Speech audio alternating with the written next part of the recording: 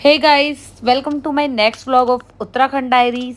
तो last vlog में मैंने आपको अपने पूरे होम स्टे का व्यू दिखाया था। आपको बोला था अगर आपको अच्छा लगता है तो आप प्लीज़ कमेंट करना। तो अब मैं आपको फिर से रूम का एक फाइनल व्यू देख के हम लोग निकल जाते हैं भीमताल घूमने। शाम को रेडी वगैरह होके बालकनी में बहुत सारी पिक्चर्स एंड रील्स बना के हम जाते हैं भीमताल लेक में घूमने। लेक के बीच में जो कैफ़े था वो हमने वहाँ पे एक्सप्लोर किया बोटिंग के थ्रू। काफ़ी अच्छा बना हुआ था। उसका नेम मैं आपको वीडियो में मेंशन कर दूंगी। फिर हमें लग गई थी थोड़ी सी भूख, तो हमने एक्सप्लोर किया वहाँ लोकल फूड मार्केट, जो कि बहुत ज़्यादा बजट फ्रेंडली एंड अमेजिंग था। फिर से वहाँ ट्राई करी वहाँ की मैगी, मस्का बन, चाय एंड कॉफ़ी। एंड ये सब जो कैफ़ेज़ थे वो लेक साइड पे थे एंड काफ़ी ज़्यादा बजट फ्रेंडली थे, एकदम वहाँ की लोकल मार्केट में ये थे, मेन मार्केट में। तो हमने उन सभी को एक्सप्लोर किया। हमें बहुत ज़्यादा मज़ा आया लेक साइड पे बैठ के। फिर हमें लगा कि चलो अब यहाँ आए हैं तो गोलगप्पे ट्राई किए जाएँ, बिकॉज हम राजस्थानी लोग गोलगप्पे के बिना नहीं रह सकते। तो हमने वो ट्राई किए। ए छोटू जल्दी लेके आना। तो ये जो छोटू वाला सीन हुआ, उसके बाद हमने ट्राया वहाँ का थुपका, कुछ फेमस एंड चाउमीन, जो कि थुपका बहुत ही घटिया था। फिर हम चले गए वहाँ के एक लोकल मंदिर में, जो कि बहुत सुंदर बना हुआ था। तो वहाँ पे हमने दर्शन वगैरह किए। फिर हम एक बार के लिए होटल आ गए थे, अपने स्टे में आ गए थे, क्योंकि वहाँ की लोकल मार्केट हम एक्सप्लोर कर चुके थे, जिसका बहुत ज़्यादा वीडियो मैं बना नहीं पाई।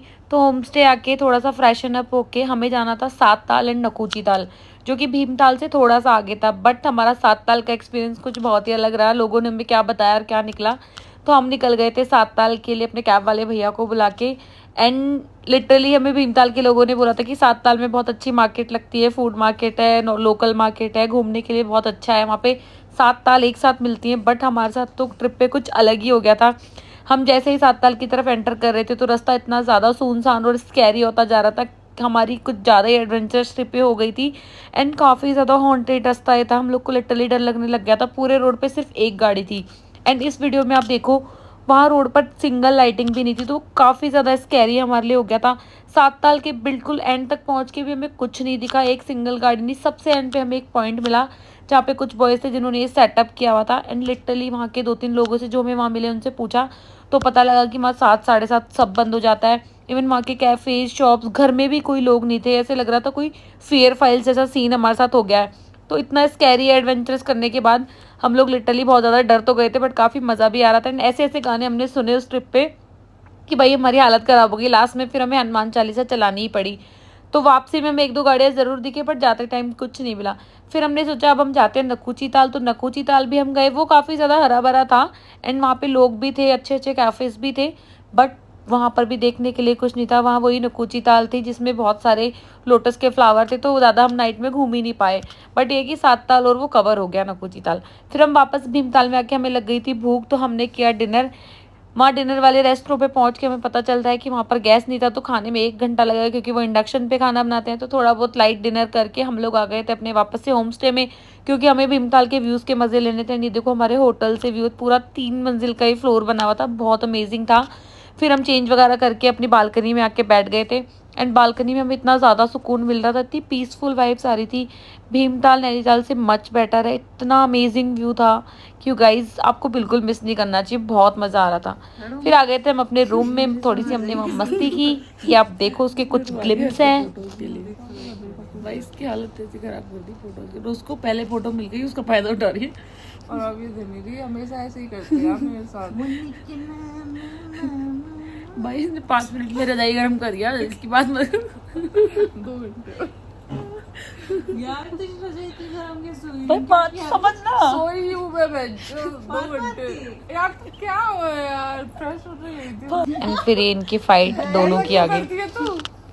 क्या बोल रही थी गाइस, बोलना रखो। पापी गाइस, ये पापी यानी कि भाई ये दूसरे गोले के लोग हैं।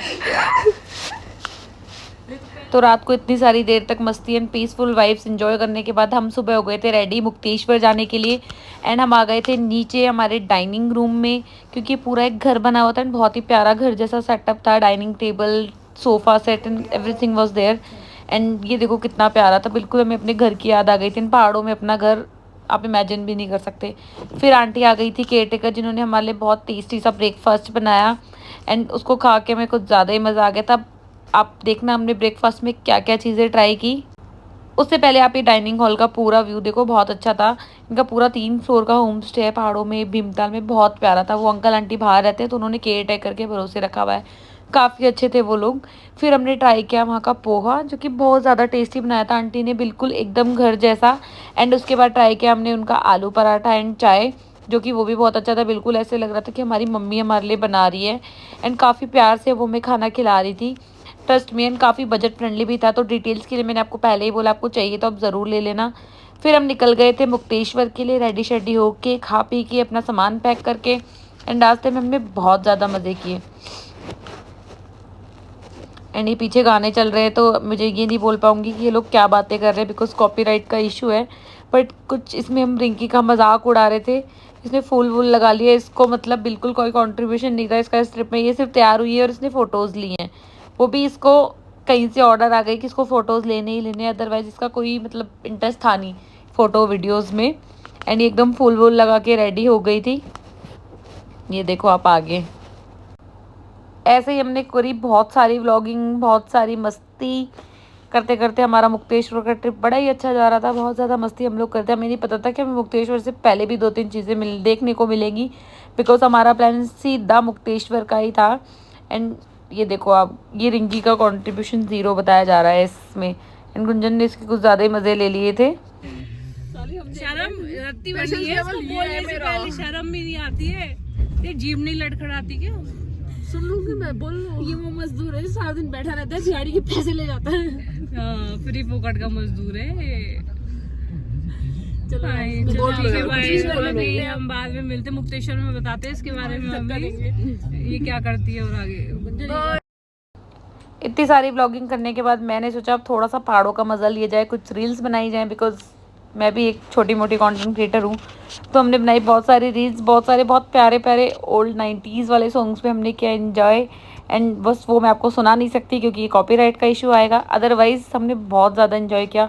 एंड मुक्तेश्वर में पहाड़ों के नज़ारे कुछ ज़्यादा ही अच्छे थे, बहुत ही प्यारे नज़ारे थे। मतलब वहाँ से रास्ता थोड़ा सा स्कैरी भी था, थोड़ा सा मतलब हार्ड आप बोल सकते हो कि बिल्कुल एकदम बहुत सिंगल रोड पे गाड़ी चलाना, सेम वन वे रूट पे, तो वो काफ़ी ज़्यादा स्कैरी था। बट हमें बहुत मज़े आ रहे थे। कितने ऊंचे पहाड़, ऐसे लग रहा था उत्तराखंड की सबसे पीक हाइट पे हम लोग आ गए, बहुत ज़्यादा हाइट पे उस टाइम पे हम लोग चल रहे थे, आप देखो।